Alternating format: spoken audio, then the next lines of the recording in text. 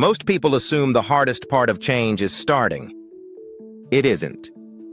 The hardest part is continuing right after something begins to work. You've probably experienced this. You make a decision. Something shifts. And then quietly you begin to slow down. Not because you failed. Not because the path was wrong. But because your nervous system registered something it didn't expect, and it responded accordingly. What your brain registered was not danger. It was unfamiliarity. And to your nervous system, those two things are not easily separated. Your brain doesn't resist failure. It resists instability. And growth, by definition, is a form of instability. When you move outside the internal model your brain has learned to trust, the system interprets that movement as something worth correcting. This is not a character flaw. It is a neurological process, measurable, consistent, and operating well below the level of conscious choice. Your brain is not a reaction machine. It's a prediction machine. Before you consciously register a moment, your brain has already generated a model of what that moment should be, based on everything it has learned about who you are. Neuroscientists call this predictive processing. The brain builds a baseline expectation and then measures incoming information against it. When reality matches the prediction, the system registers safety. When reality deviates, the system registers error. That error signal is not neutral. It activates threat monitoring systems. And those systems do not ask whether the deviation is positive or negative. They only ask whether it was expected. Your brain doesn't resist the future. It resists not recognizing itself in it. Growth produces deviation. A business beginning to gain traction requires a version of you that hasn't had time to feel normal yet. A relationship that feels different from what you've known creates internal states your nervous system hasn't calibrated to. In every case, the brain detects the same thing. This doesn't match the model we're running from. The system's response is to increase the cost of continuing. Not dramatically. It shows up as subtle fatigue right before an important decision. As overthinking that appears after things go well. As a sudden loss of momentum in the exact moment a pattern was forming. You interpret it as doubt. But the brain isn't evaluating your future. It's protecting your coherence. This is why the pattern repeats so reliably. Not because people lack willpower, but because identity functions as a homeostatic set point. Homeostasis is the body's drive to maintain internal equilibrium. The same principle applies to psychological identity.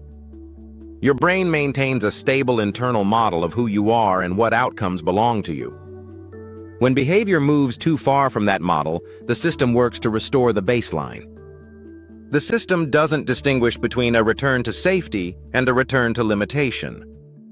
It only distinguishes between familiar and unfamiliar, which means that even genuinely positive change can trigger correction if the internal model hasn't updated first.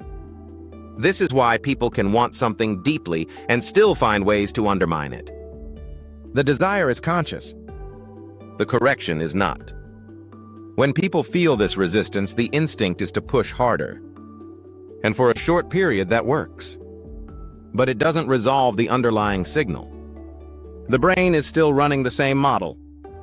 Suppression is metabolically expensive. It depletes the resources needed to maintain momentum over time. This is why progress built purely on discipline so often reverses. The system was never updated, only overridden. There is a specific moment where this becomes most visible. It happens right at the edge of the familiar range, a first substantial result, a first experience of ease in an area that was previously effortful. These moments should feel like confirmation. Often they feel destabilizing. Because the brain isn't celebrating new evidence. It's processing a mismatch. And when the mismatch is large enough, the correction pulls behavior back toward the familiar model. Understanding the mechanism changes the strategy. The brain updates identity through accumulated evidence, small experiences, repeated consistently, that teach the system a new baseline is survivable. The goal is not to override the system, The goal is to update the model it's protecting. Models update through repetition. The nervous system registers as safe, not through intensity. This is why lasting change rarely feels like transformation in the moment. It feels like incremental normalization. Instead of treating resistance as an obstacle, treat it as information.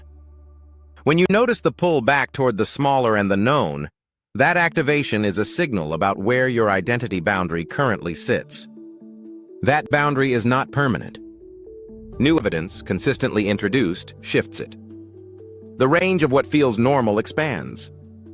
Growth stops feeling like danger. Not because the brain becomes less vigilant, but because the model it's protecting has changed. If this made you recognize a moment where resistance appeared right when something was working, like the video so this kind of mechanism-based content reaches more people. Subscribe if you want to keep exploring how the brain constructs the limits of your life, and share it with someone who mistakes their resistance for a sign they should stop. In the next video, we go one layer deeper, not into how the brain protects its model, but how much of reality that model has already decided you're not allowed to see.